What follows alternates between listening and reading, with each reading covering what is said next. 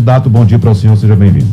Bom dia, agradeço demais o espaço em estar falando com o público da Rádio Jornal. Vai ser um prazer a gente fazer esse diálogo, esse debate. Candidato, nós vamos evidentemente tratar aqui de suas propostas para o estado de Pernambuco, mas me permita começar por uma questão ideológica. Eu sempre cito aqui em algumas ocasiões, eu não sei se o senhor já escutou, não sei se o senhor escuta a nossa programação, mas uma pesquisa que eu participei uma vez em que questionava o tipo de pessoa que você era para aquele ambiente que você estava vivendo, né? Aquele momento histórico que você estava vivendo. Aí, por exemplo, tinha uma questão que perguntava, nos anos 80, você foi comunista? Sim. Aí, se você respondesse sim, ganhava 30 pontos. A pergunta seguinte era a seguinte, hoje, você ainda é comunista? Aí, se você respondesse sim, perdia os 30 pontos da questão anterior. Então, essa é uma questão para a gente aqui, evidentemente, tocar nesse assunto, porque é um assunto muito polêmico hoje. Eu queria saber do senhor, ou que o senhor explicasse para o nosso ouvinte, o que é hoje ser um comunista. Porque tem gente aí dizendo, atacando o comunista, vamos acabar com o comunismo, vamos destruir os comunistas. E às vezes eu pergunto, o que é um comunista? Aí fica aquele silêncio, não, que a pessoa não sabe o que é. Você pode explicar, por favor? Perfeita pergunta, acho muito importante, né? O anticomunismo é cada vez mais forte na realidade brasileira. E eu acho que uma das pessoas que melhor explicou o que é o comunismo foi Dom Helder Câmara, né? Ele tem uma famosa frase que dizia, quando eu dou comida aos pobres, me chamam de santo, quando eu pergunto por que existem pobres, me chamam de comunista. Ou seja, o que é o comunista? É aquela pessoa que não aceita a existência da pobreza, da miséria, da desigualdade, da fome, do desemprego, de crianças sem escola, de falta de saúde, do trabalhador do campo que planta e não tem acesso à sua própria comida, né? Porque, enfim, é negociada por atravessadores e por aí vai, ele não fica com quase nada do que ele planta. Enfim, o comunismo é a brilhante ideia de que a humanidade tem capacidade de produzir riqueza e cultura para todos e todas e que não é justo, não é necessário, não é ético e humanamente aceitável que a gente tenha pessoas passando fome, que a gente tenha pessoas no desemprego, que a gente tenha pessoas sem direitos sociais fundamentais. O que é que quer um comunista? O comunista, ele é o verdadeiro humanista da sociedade. Ele é aquela pessoa que quer uma sociedade socialista sem exploração do ser humano pelo ser humano e sem opressão, né? Uma sociedade em que o fato de uma pessoa ser mulher, ser negro, ser negra, ser LGBT, ser indígena, ser cigano, qualquer característica particular não faça com que essa pessoa sofra discriminação, preconceito e tenha a sua humanidade negada. Então, eu acho que Dom Helder definiu muito bem quando ele falou, quando eu pergunto por que tem pobres, me chamam de comunista, porque o comunista é aquela pessoa que vai olhar a pobreza e vai dizer, isso não é natural. Se não é natural, a gente pode mudar, e a gente pode mudar a partir da ação política organizada, porque citando outro grande pernambucano, né, como diria o Chico Sainz, organizando a gente pode desorganizar esse sistema de exploração e opressão que faz com que, por exemplo, um dos países que mais produz alimentos no mundo, a gente tenha mais de 33 milhões de brasileiros passando fome e quase 2 milhões de pernambucanos e pernambucanas em insegurança alimentar grave ou moderada, ou seja, passando fome ou próximo disso. E qual o modelo comunista hoje vigente no mundo que faz o senhor se inspirar e pensar que, por exemplo, esse modelo poderia trazer alguns exemplos para Pernambuco? Nós temos hoje, por exemplo, Cuba, nós temos a Coreia do Norte, eu não sei se o senhor cita outro exemplo. Tem vários outros, tem China, tem Vietnã e por aí vai, mas veja, a gente não trabalha muito com a ideia de modelo, né? A gente fala bastante de uma revolução brasileira, e o sobrenome aqui é importante, é brasileira.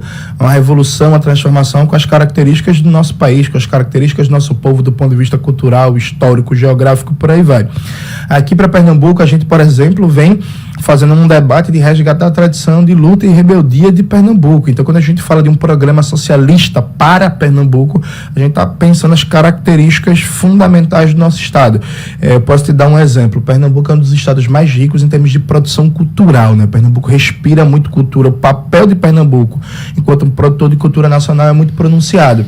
Então, um processo de um programa econômico socialista aqui em Pernambuco para os trabalhadores e trabalhadoras passa, por exemplo, para a gente apoiar e incentivar o máximo possível a cadeia produtiva da cultura, que em Pernambuco tem um papel central. A cultura, de maneira geral, é fundamental, né? Ela deve ser pensada como um direito humano, tal como a comida, tal como o emprego, a gente tem que pensar a cultura. Mas aqui em Pernambuco, mais ainda, dada a importância que se tem. Por exemplo, a gente estava em Bezerros, né, recentemente, no lançamento da camarada Luísa Mello, que é nossa candidata a deputada estadual, Bezerros é a terra do Papangu, a terra de várias expressões culturais.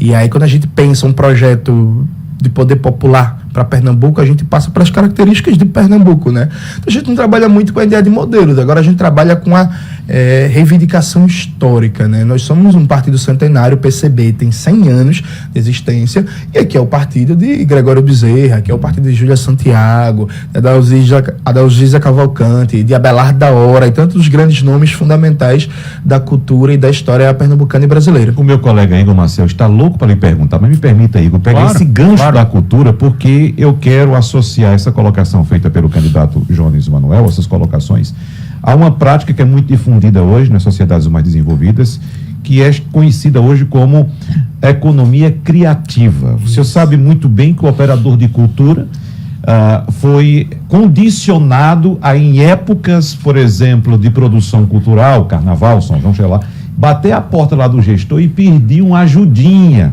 para ele ter que levar a sua manifestação cultural para a rua. Mas aí eu coloco para o senhor, quais são suas propostas para o campo de economia criativa, levando em consideração a sua ideologia comunista, que a gente sabe que tem um certo entrave aí com o capital.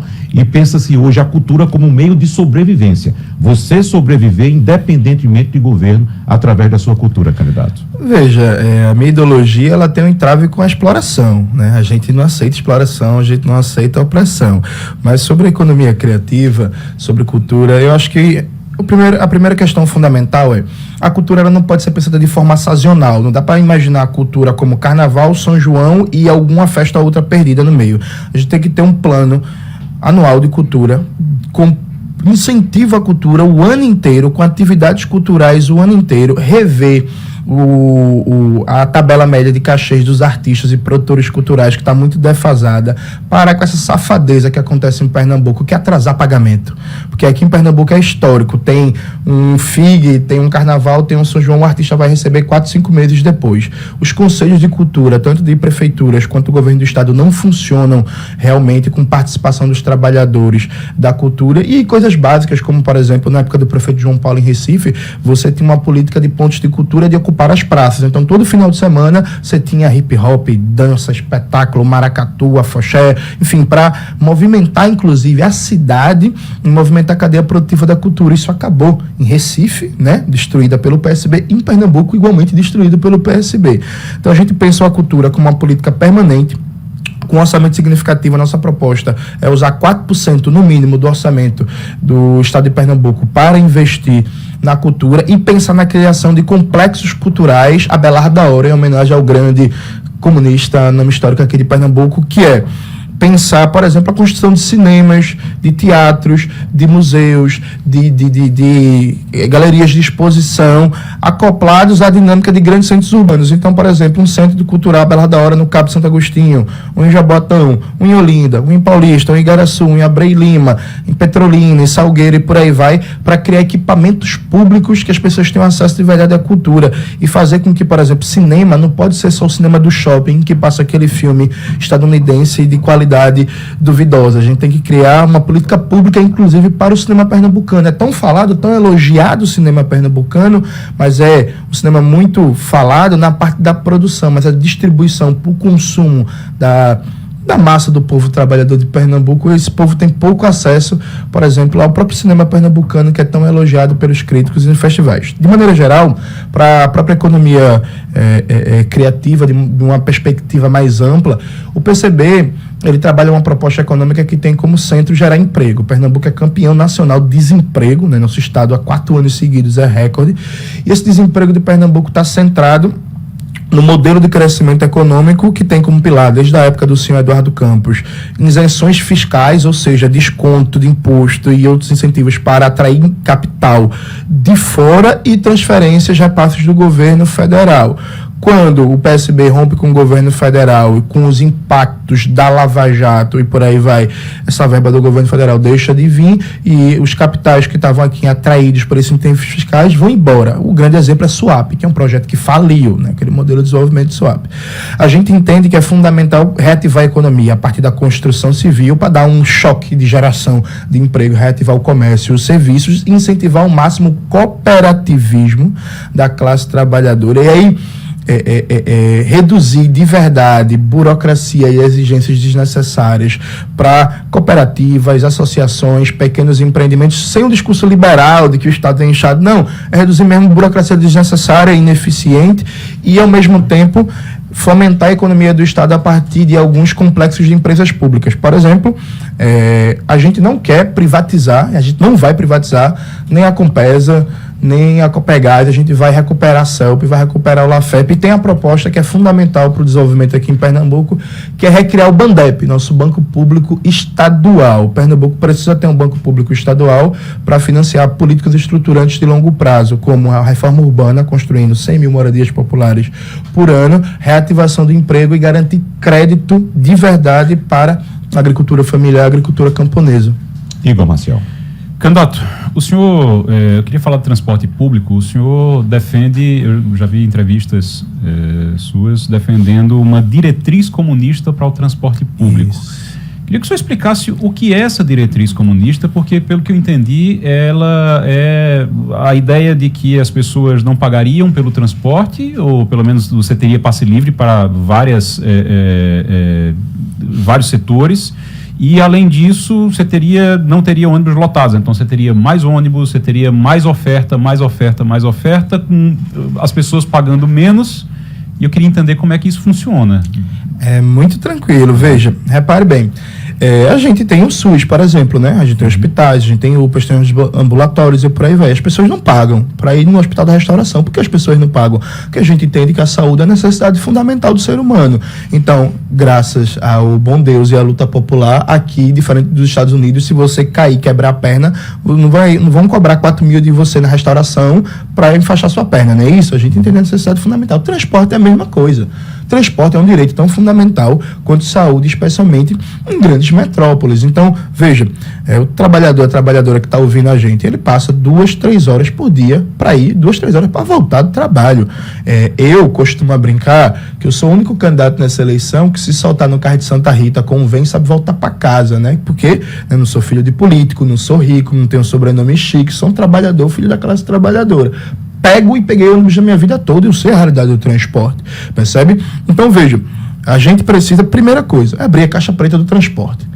Os dados de custo e de rentabilidade do Sistema Grande Recife não são transparentes. Há uma pauta histórica dos movimentos populares da Frente de Luta pelo Transporte Público, que eu fiz parte, por exemplo, de uma auditoria nas contas públicas do Sistema Grande Recife. Essa é a primeira coisa. A segunda coisa, tem um cartel aqui, os transportes na região metropolitana. Eu afirmo, sem medo de errar, inclusive, mais uma vez, em outra entrevista, conclamo o Ministério Público a olhar com carinho para isso. Existe um cartel funcionando nos transportes aqui em Pernambuco. A terceira coisa é que boa parte dos critérios de qualidade no contrato de concessão não são cumpridos. Por exemplo, até hoje não se colocou ar-condicionados nas linhas de ônibus, percebe? Então, veja, o trabalhador pega todo dia um ônibus lotado, caro, perigoso, ruim e que é cada dia pior para os rodoviários. Vou me lembrar que o governador Paulo Câmara, de maneira irresponsável, para fazer graça para empresário de ônibus, retirou o cobrador no começo da pandemia e aí fez com que o motorista passasse a ter ainda mais funções sem nenhum tipo de aumento de salário, e não que o aumento de salário fosse compensar, mas é isso, sem nenhum tipo de aumento de salário, e aumentou os casos de adoecimento, de afastamento do trabalho, por problemas mil que os motoristas estão tendo. Qual é a proposta da gente? Então a gente começa abrindo as contas, fazendo a auditoria, desmontando esse cartel e obrigando a cumprir os critérios de qualidade que estão nos próprios contratos de concessão, como reduzir a lotação, o tempo de espera dos ônibus, colocar ar-condicionados, garantir segurança do trabalho para os rodoviários, reintegrar os cobradores. Então, veja, isso não é promessa de campanha, não, isso é uma afirmação. No governo do PCB, os cobradores vão ser todos reintegrados, todos, absolutamente todos. Mas aí, se as empresas não, por conta disso, as empresas não quiserem continuar, porque vão estar tendo... Elas saem. E aí vira uma estatal, então.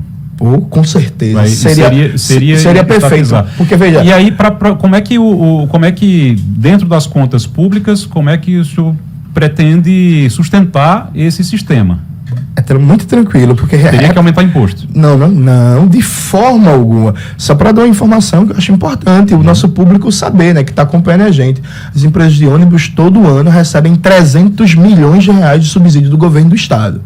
300 milhões. Isso, em 4 anos, a gente está falando de um pouco mais de 1 bi, né?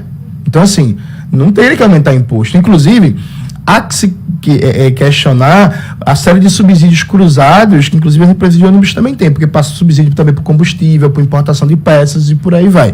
Então, note, o X da questão é que no próprio contrato de concessão, por exemplo, não estava previsto que as empresas de ônibus poderiam retirar os cobradores. Eles estão descumprindo o contrato.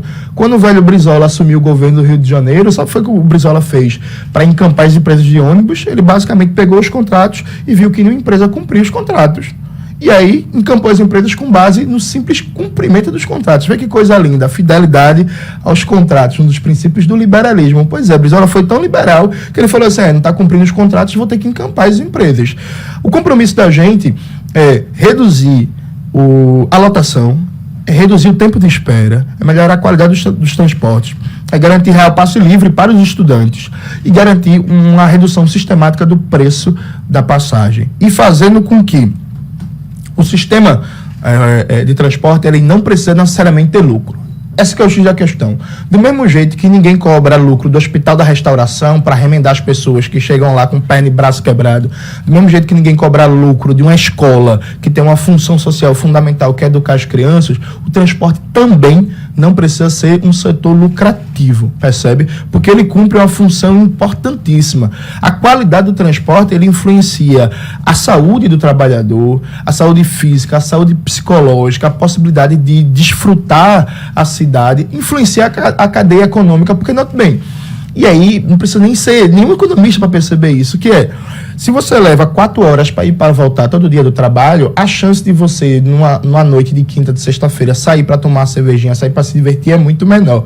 Percebe? Porque você vai chegar em casa cansado, estrupiado do trabalho. Se você tem um transporte muito mais eficiente, se você possibilita que as pessoas vivam mais plenamente a cidade, a chance de você chegar do trabalho numa quinta-feira, ir para um barzinho, tomar uma cerveja, ir para um restaurante, comer fora, e isso que gera um aquecimento da economia, do comércio e serviço é muito maior. Então, tem o que os economistas chamam de efeito indireto ou externalidades na economia. Um transporte eficiente, um transporte seguro, um transporte barato, ele gera emprego, ele melhora a saúde do povo. Eu só fico com uma dúvida em relação a esse quesito, que é muito importante, candidato, que você está tocando aqui, é a questão da dotação orçamentária. Se o senhor defende que o sistema de transporte público não pode ter lucro, o senhor imediatamente afasta os investidores privados. Não, né? Mas qual investidor privado vai querer trabalhar sem lucro? É bem simples de entender. Repare bem, hoje, um dos maiores investidores internacionais do mundo é a China, por exemplo, né? Inclusive, a nova Rota da Seda, que é um grande programa de investimentos em infraestrutura da China, a Argentina assinou agora. Seria muito tranquilo a gente criar um grande sistema integrado estadual de transporte de qualidade a partir de uma joint venture, que é o nome em inglês para dizer uma parceria entre 2 entes diferentes, com a China, por exemplo, numa perspectiva de uma tarifa muito mais abaixo do que está hoje e passar totalmente para o poder público num prazo de 15, 20 anos. E a gente consegue fazer isso, porque inclusive a Argentina está fazendo isso. Qual seria a contrapartida para a China? A Argentina acabou de assinar um contrato com a China para criar um grande ramal de trem, em que vai ser uma joint venture, uma parceria do governo argentino com o governo chinês, e que daqui a 30 anos passa integralmente para as mãos do governo argentino, percebe? Porque, veja, a gente tem que pensar Pernambuco também. Pernambuco a gente não pode pensar da mão para a boca, a cada 4 anos. Candidato, só uma coisa. Então isso seria um tipo de concessão, pública, é um tipo de privatização, que é feita, só que ao invés de ser interna, entre a China e a Argentina. Não, é porque assim, eu estou dando um exemplo das várias possibilidades que estão em jogo, porque, não, bem, hoje, Pernambuco ele tem capacidade de gerir o transporte na região metropolitana. A gente tem um problema de transporte no Agreste e no Sertão, porque, por exemplo, o governo do PSB, como é característica, ele é o governo avestruz, né? Ele botou a cabeça embaixo da terra, se exime da responsabilidade, então não tem nenhuma regulação, nenhuma política para o transporte no Agreste e no Sertão. Cada município faz o que quer, é uma bagunça, é uma esculhambação. Então a gente tem uma questão também de criar um verdadeiro sistema estadual de transporte. Pernambuco hoje não tem um sistema estadual de transporte. Pernambuco tem um sistema metropolitano que funciona male-male, de péssima qualidade. Então a gente tem várias possibilidades. Eu estou lhe dando mais uma das possibilidades que a gente pode pensar em joint ventures, numa transferência tecnológica, em que a longo prazo o Estado assuma plenamente o controle. Mas eu lhe garanto que, inclusive, do ponto de vista de dotação orçamentária, o orçamento anual de Pernambuco é 44 bilhões de reais. Nisso, você tem uma série de coisas que precisam ser revisadas. Como eu lhe disse, são 300 milhões por ano de subsídios de isenções fiscais para as empresas de ônibus. Você pega o que o Estado deixou de arrecadar de ICMS do setor sucroalcooleiro, dos grandes usineiros, dos grandes canavieiros, isso dá mais de 10 bilhões.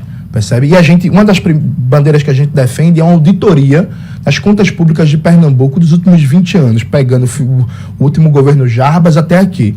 Porque houve uma farra de isenções fiscais aqui em Pernambuco, especialmente na época do senhor Eduardo Campos, que pouca gente denunciava aqui em Pernambuco. Era o caso do... Quem denunciava isso bastante, por exemplo, o professor Heitor Scalabrini, o Paulo Ruben, por aí vai, que é o nível de crescimento da economia de Pernambuco sempre foi maior que o nível de arrecadação, porque era uma farra de isenções fiscais, boa parte dessas empresas foram embora, e Pernambuco tem uma série de esculhambações que é o típico estado dominado pelos ricos, que é o seguinte: você pega uma cidade como Vitória de Santo Antão. Vitória de Santo Antão é uma cidade que tem falta d'água sistemática, mas tem uma empresa lá da pecuária que consome 90% da água disponível na cidade. Essa empresa ela não paga a conta de água.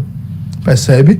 Então, assim, quantos milhões de reais a gente está deixando de arrecadar anualmente numa esculhambação, numa empresa que consome boa parte da água de uma cidade que o povo passa 10, 15 dias sem água? A gente vai cobrar a conta de água, além de acabar com essa safadeza. Percebe? A gente vai cobrar. E isso vai acabar essa farra. O setor sucroalcooleiro, os usineiros, vão começar a pagar imposto em Pernambuco. Vai acabar com esse desconto de ICMS. Porque esse povo não gosta tanto de livre mercado, o setor da cana-de-açúcar aqui de Pernambuco, ele não sobrevive sem os subsídios e o crédito preferencial que ele tem do governo do estado de Pernambuco. E se por acaso esses setores empresariais decidem alegar o rompimento de contrato por causa da isenção fiscal, do fim da isenção fiscal, fecha a indústria, demite os empregados e vai embora. É isso que eu queria só colocar, candidato, porque é o seguinte, quando o senhor fala da isenção, e aí eu quero deixar bem claro que, assim, não é que eu não esteja concordando, não é isso. Eu quero realmente entender como é que funcionaria. Porque quando o senhor chega e diz, olha, não vai ter isenção, então tem que rever isenção.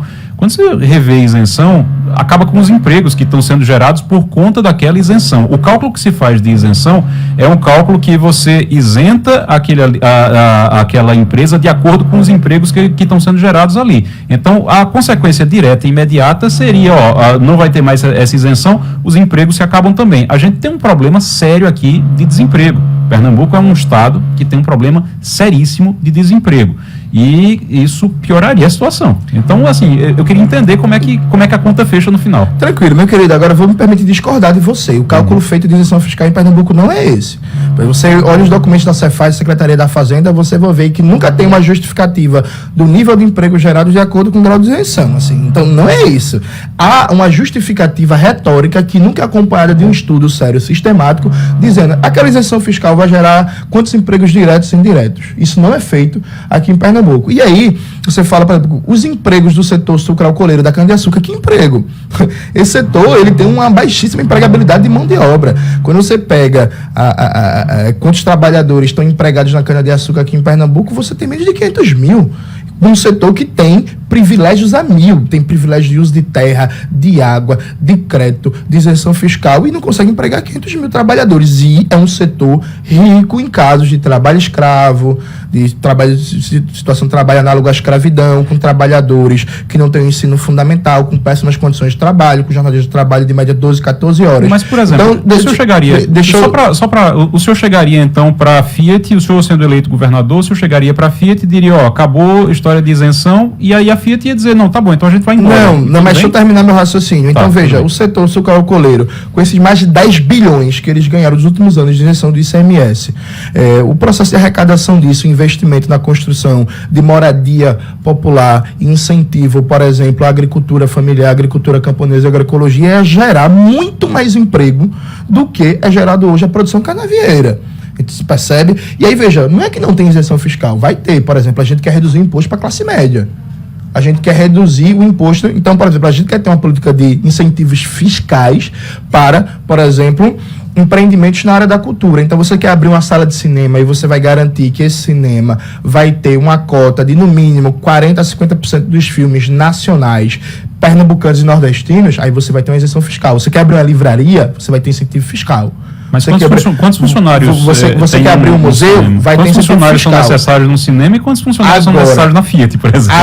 Agora, o histórico que a gente tem é, tanto no plano nacional quanto no plano estadual, essas isenções fiscais não vêm compromisso em contrato de manutenção de emprego. Eu desafio você e qualquer pessoa a me mostrar uma isenção fiscal dada aqui em Pernambuco ou no Brasil que tenha no contrato de isenção fiscal um compromisso com manutenção do nível X de emprego. Isso não existe. Inclusive, nos últimos 10 anos...